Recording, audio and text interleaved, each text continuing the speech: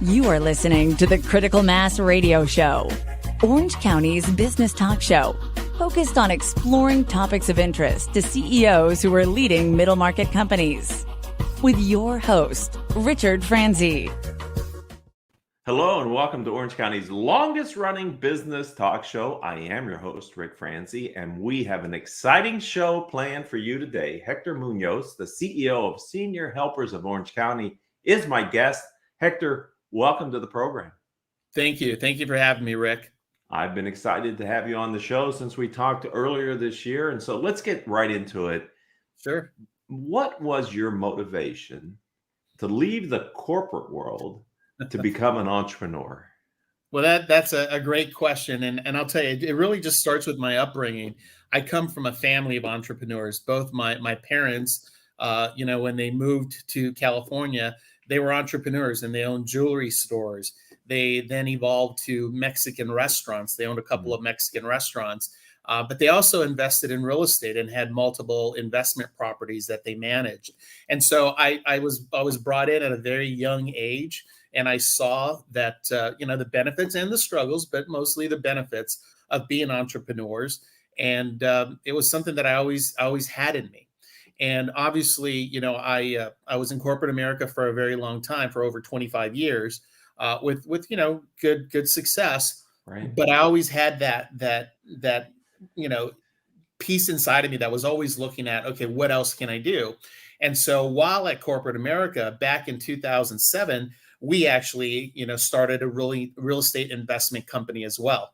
And so I had my obviously my day job, but also evenings and on the weekends, we were managing real estate investment properties throughout the country. And so I've been an entrepreneur for a while, but, during the COVID era, and a lot of people did this, right? There was a time to really kind of look in the mirror and reflect on, what I wanted to do with the next chapter of my life. I'm fortunate enough to have two children that are off to college. So I don't have those handcuffs, if you will, that many do. And so I said, listen, we always talked about, my wife and I, about really getting into business on our own once our kids were off to school. And, this was the time. I've made a great deal of wealth for many brands, for many companies, for many franchisees. And I felt, this was the right time to bet on myself and take all the things that I learned over the course of the last 25 years and apply them to an industry that is in great need. And that's really one of the reasons why I've just been an entrepreneur all my life. I've worked since I was 7, waiting tables, washing dishes, you name it. And so I guess you could say I've pretty much been an entrepreneur all my life. Okay. So I love the journey. I too spent 20 plus years in the corporate world before I decided to bet on myself and become a full-fledged 100% entrepreneur. I'm wondering, what have you learned in the year plus since you became a full-time entrepreneur? Right. Well, I'll tell you, it's been a very humbling experience, to say the least. When you're in corporate America and when you've experienced the growth and the learning that I have, you come into a different industry and you say, well, I'm just going to apply all the skill sets and all the knowledge I have and just keep doing it right the way I know. Right. But that's not really the way it works. You need to, humble yourself, embrace humility, and just feel comfortable learning, because, you have to learn, these different industries and these different businesses. And you really need to, again, be okay doing things differently than you once have. When you're an entrepreneur, networking is everything. When you're in corporate America, you don't really do a whole lot of networking. You do a little bit, but it's not as critically important as it is today when you're an entrepreneur, rather.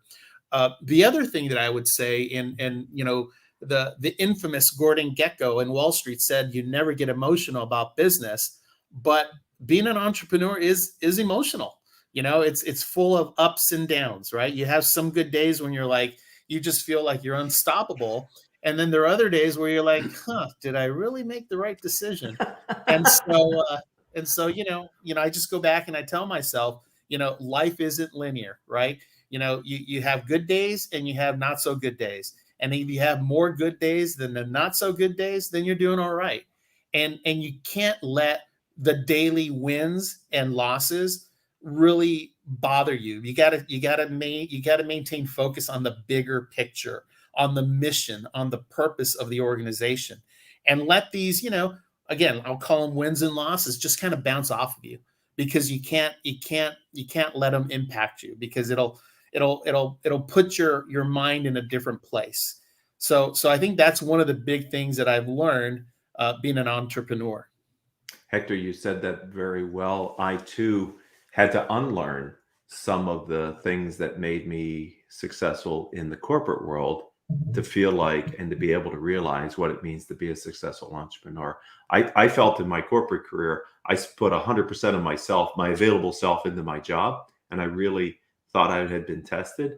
But what I quickly learned as an entrepreneur, there's another depth of what you need to put into your business to be successful. And that sounds like what you were articulating as well. Oh, absolutely. So if you haven't walked the entrepreneurial journey because you're in the corporate world and you think, I can do that, I'm sure you can. But as Hector so eloquently said, there are some things today you're going to have to unlearn to be successful. And only life will show you what those are once you're in the game of being an entrepreneur. That's right. And you have to embrace change, right? Because this is very, very different than what, corporate America is. And you have to be open with that. And to be honest with you, it's hard, right? I mean, if you've been plugged and programmed a certain way for so many years, to unprogram yourself and to do things a little bit differently, things, quite frankly, that maybe at times you think are beneath you, you have to quickly get past that. Yeah, I agree with you. When I left the corporate world in 2007, my Rolodex was really the people I needed to run a global organization, but was very thin in Orange County. I had to work hard to build my reputation and relationships in my market to be a successful entrepreneur, because the people in Dubai or in Pittsburgh weren't necessarily going to help me to build the business here in Orange County. That's exactly right. That's exactly right. So your decision when you left the corporate world was to purchase a franchise. I'm wondering, can you share with us the decision process that you went through to come up with that final decision as the right one for you at this time? Absolutely. It really was a no-brainer. And the reason I say that is during my time of reflection, and when I was thinking about, do I want to make this transition, I really dug in deep to understand, what is it about my corporate experience that I really enjoyed the most, right? And I had to really think it through. There were a lot of things, a lot of experiences, obviously the constant learning, the relationship, all those things. But when you really boil it down, it came to, turning a business around or fixing a problem. But it also came down to working with franchisees. Those were the two things that I really enjoyed the most. And so I said, okay, if those are the two things I enjoy the most, and closing the deal, right? Then I said, okay, then I want to become a franchisee, because I really respect that model. And I want to be in a situation where I can, be the deal maker and I close the deal. Like, for example, in my real estate investment business, there's nothing more exhilarating than closing a deal, whether it's selling a house, buying a house, or getting a new tenant. And I just wanted to feel that again. And that's one of the reasons why I got into this particular business, because we're helping folks, but we're also closing deals, which is something I really loved. And the other thing is, again, given my 25 plus years of experience, I've seen thousands of franchisees, right? I've met them. I know them still to this day. And I've seen the really, really good ones, the successful ones, and I've seen what they've done well. And I've seen the really, really bad ones. And, the ones that weren't successful, and saw where their mistakes lied, and everything in between. And so I said to myself, well, I have 25 years plus worth of franchise business knowledge. Well, let me become a franchisee and take those 25 years of experience and apply it to my business, and be that ideal franchisee that really is in a position to leverage in a positive way everything that the franchisor has to offer. And to me, that takes time to learn, Because if you're just, if you don't understand the franchise model and you sign up as a franchisee, well, you're going to complain about, the X percent that you need to pay, the royalties that you need to pay every month. You're going to complain. You're going to see that as a burden. I don't. I look at it as an investment. And my goal is, if I'm paying X, I'm going to get X and Y in return. And that's been my philosophy, because I've seen it work. And again, that's something that I try to preach to my fellow franchisees. It's not a burden. You signed up for this, but it's your job to be able to maximize the benefit. That's a very healthy approach, because I can very much see how franchisees and franchisors, even though they're on the same playing field, feel like they have a very different role in the business, and that can be a challenge. So I applaud you for probably not only being recognized by the franchisor, but also being a positive influence on your peer franchisees. But let's talk about what it is you do and what you bought. So explain to us Senior Helpers of Orange County. Well, absolutely. So we Senior Helpers, we basically focus on companionship care as well as personal care in an effort to keep our seniors at home. As you know, the senior population is growing just leaps and bounds every day. And we haven't even hit the sweet spot of the baby boomers that are going to be needing these types of services. And I will tell you, we've obviously met a lot of individuals, and the need is real. And we know that the need is real because, quite frankly, I experienced it with my father when I was living in Miami working for Burger King, and he was here in Southern California and he was ill.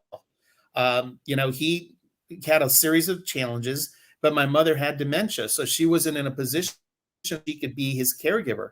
So I basically, had to find a friend of a friend who did okay and help my father. But I always knew there could be more, and there was a better way of doing this. My wife, on the other hand, her father was ill, but her mom was healthy, and her mom took care of her dad. So my wife saw basically the burden that it put on her mom as the caregiver. And so we saw it from two different perspectives.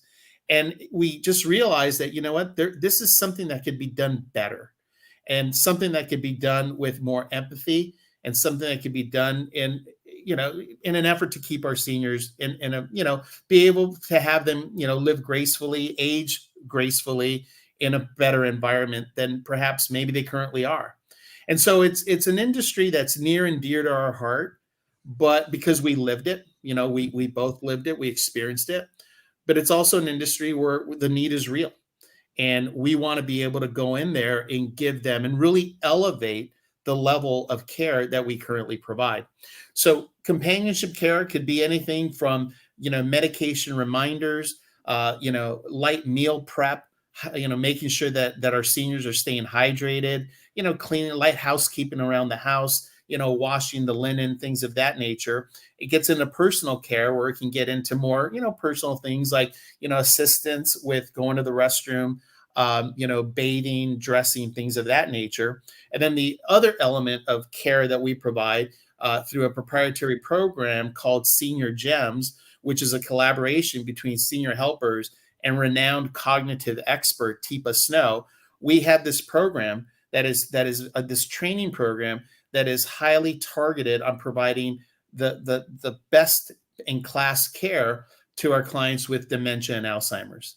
And as I'm sure you know, Rick, unfortunately, there is a growing population of individuals once they get older that are suffering from dementia and from Alzheimer's.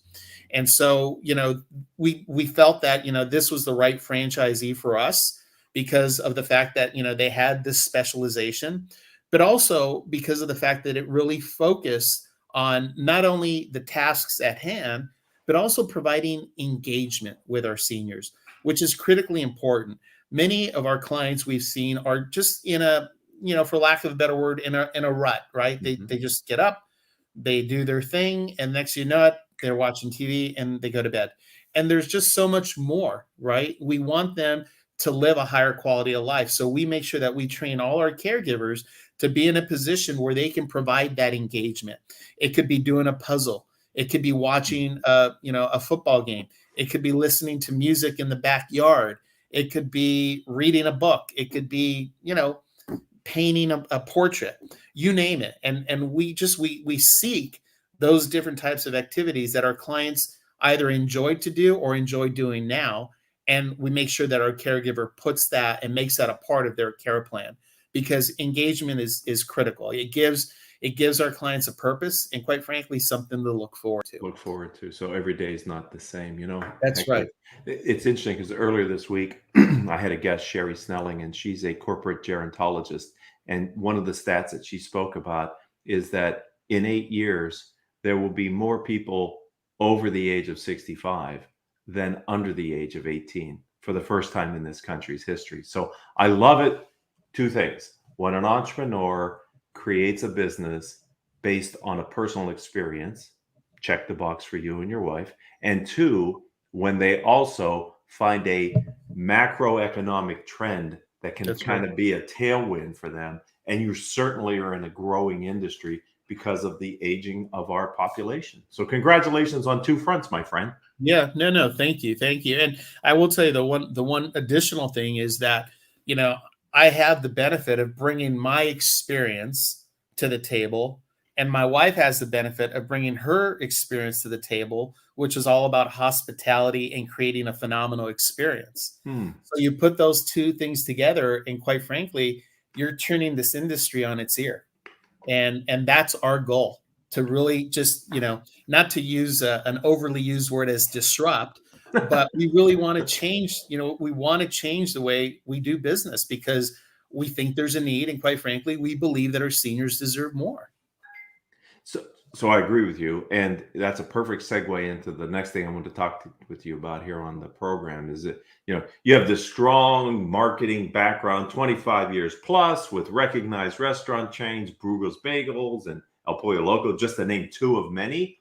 I'm wondering, what did you learn during that experience that is really helping you? Because we talked about the things that you had to unlearn to be a successful entrepreneur. But I'm wondering, you have all this great experience with companies with budgets and all the rest of that.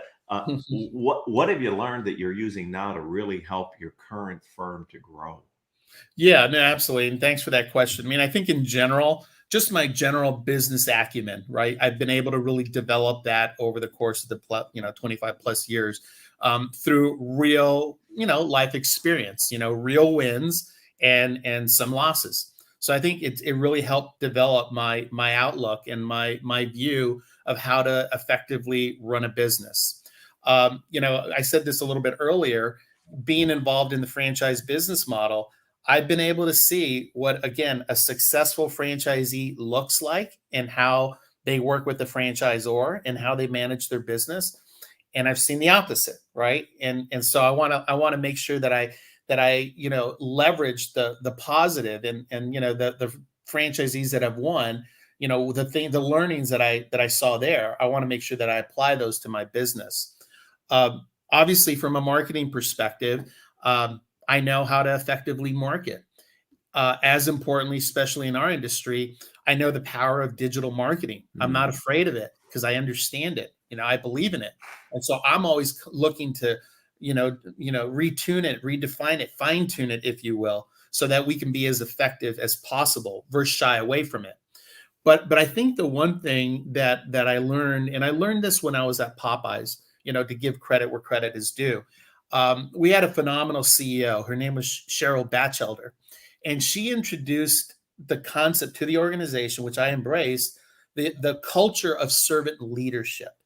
And it's something where you put the needs of your team and the enterprise and the franchisees ahead of your own, right? That's servant leader culture, the culture of servant leadership. Mm-hmm. And when I dig in deep, I think about, I've been doing this all my life. I mean, if you think about it, when I was 7 years old, I was a servant leader. I was putting the needs of my customers ahead of mine. Heck, my needs were, I want to go outside and play ball. But I wasn't doing that because I was serving the needs of the enterprise, which were my parents, and my customers, which came in to order food. And so I've been a servant leader all my life, but it wasn't until my experience at Popeyes where I really all came together and I really understood it. And so we believe in that culture. And that's the culture that we're establishing here in Orange County, in our office, with our clients and our caregivers. And, we have it up in the walls, and stationary, because we believe, and we preach it. We put the needs of our caregivers and our clients ahead of our own. Mm-hmm. And that's why you could see back there, it says Caregiver Support Center, because that's what this is. And we tell our clients and we tell our caregivers, they're equals. And it's not the client here and the caregiver here. They're equals, because you can't do one without the other. So I would say, again, in a nutshell, understanding the franchise business model, just overall the development of my business acumen, marketing and digital marketing, the importance of it, but culture and how it's important to have and foster and nurture an important, a culture in our industry. And quite frankly, I can't speak for other home care agencies. I don't know them. I just don't know that they really believe in it, in a culture, or have one. Mm-hmm. And I will tell you right now, knock on wood, our turnover is very low, which is half the fight here. Yes. And I think that part of it is due to the fact that we really live by the servant leadership culture. It isn't just lip service. It's how we treat our caregivers, how we treat our clients, and the respect and the courtesy and the kindness that we demonstrate. So that's great that you were able to, we're doing the other side of the coin, which is what you had to unlearn, but then what you wanted to not forget from your corporate experience that is making a differentiated brand here in Orange County for you and your wife and all your clients and employees. I'm wondering, in this role as franchise owner and business owner, entrepreneur, where are you going, Hector, to gain access to the other entrepreneurs in Orange County who have insights and experiences that can help you stay ahead of your competition and grow your business? Yeah, no, that's a great question again, Rick. Obviously, I would say first and foremost, it's the Greater Irvine Chamber of Commerce, which is, again, I was never a big chamber person. I didn't need to be. Right. So I don't know what to compare it to, but I don't know that there's any comparison. I mean, it's just a phenomenal group of individuals and organization that I have a lot of respect for, and I try to participate as much as I can. So that's one area, but I'm also a firm believer. I'm a constant learner. And so I reach out to other entrepreneurs within the community or even outside of the community that are within the industry. I just had a meeting right before this broadcast with another home care agency who's out in the Whittier area. Different company, different organization, but through networking, we got a chance to meet and we just talked shop. Are we competitors? Probably, but that's okay. We can put the flags down for a little bit and just talk shop and figure out how we can help each other as just business people, as entrepreneurs. So I would say it's just constant networking within and outside of the industry and really, taking advantage of what your chamber has to offer. And not being afraid to ask questions. Again, this goes back to, being humble, right? And appreciating humility. You have to, right? Because yes, I was in a C-suite in QSR in the restaurant industry and marketing, but now I'm a CEO of a home care agency, which is vastly different. I don't have the answers, and I have to be okay with that as I learn. And if I have an attitude where I think I know everything and I could bring the learnings from my experience here, then I'm not going to win. Right. And as they say, failure is not an option. Yeah, you could either think you know it all, or you think you have to show like you know it all, which That's are right. Both very dangerous places to fall into, because we always have to be open to other people's learnings and teaching. So I'm wondering, as you're growing your firm, what's tomorrow hold, Hector? What's your vision for the future? Sure. Well, I'm a firm believer of the saying, go big or go home. Okay. And so that's our vision. I mean, we want to scale in order to be able to help hundreds and hundreds of people. And quite frankly, it could even be more than that. I mean, the population, it's a silly number of individuals that are going to need our support and our services. And I want us to get to a point where we can just scale and grow so that, one, we can provide that much needed proper care and service for our seniors, our beloved seniors, but also, provide employment opportunities for, a class of, quite frankly, employees that maybe haven't received the respect in the past that they rightfully deserve. Because if you think about it, you have to have it in your heart to want to be a caregiver. It's not like being a cashier at a restaurant. It's got to be something you want to do. And 9 out of 10 times, it's based on an experience, a personal experience you had. And so we want to provide the respect, the growth opportunity, the wealth, the lifestyle, whatever you want to call it, that they rightfully deserve, because of the job that they do, again, unlike, making fries at a restaurant, is very, very important. And so we're in growth mode. That's why we're here. We want to help, and we want to help our caregivers and our clients. So if someone would like to learn more about you, Hector, or your firm, where do you direct them to go online? Well, I mean, they can go to seniorhelpers.com. And then obviously it's you have your / South Orange County, and then a / again. It's a small microsite off of the major site. They can also find us on LinkedIn, Senior Helpers of South Orange County. We're there. But I would encourage anybody that's interested in our services, just go on Google and type in Senior Helpers of South Orange County. We're based in Irvine, and give us a call or look us up. I mean, we're here again. Our what we say is we're here to help. Period. So if someone just has a couple of questions, we'll help them. We'll answer those questions. If someone is looking for some guidance, we'll provide the guidance to the best of our ability. So don't feel obligated that you have to work with us. Just look at us as a resource. And quite frankly, maybe we don't have the resource you need, but chances are we know someone who does, and we could at least provide that for you. So just, look us up, give us a call, go on the website, send us an email. We're here to help. Well, I want to thank you for giving of your time and your energy and enthusiasm for your new industry, and wish you nothing but continued success. Thank you, Hector. Thank you, Rick. I appreciate it. You're welcome. I'd like to thank the audience for being a part of Orange County's longest running business talk show. Hector's episode was episode number 1359 in our catalog. If you're an Orange County entrepreneur and you'd like to tell your story, then connect with me on LinkedIn. I'm Rick, R-I-C, Franzi, F-R-A-N-Z-I, or visit my website, rickfranzi.com, and we can start a conversation and get you on the show. Until the next time we all have a chance to be together, I hope all of your business decisions will move your company in a positive direction.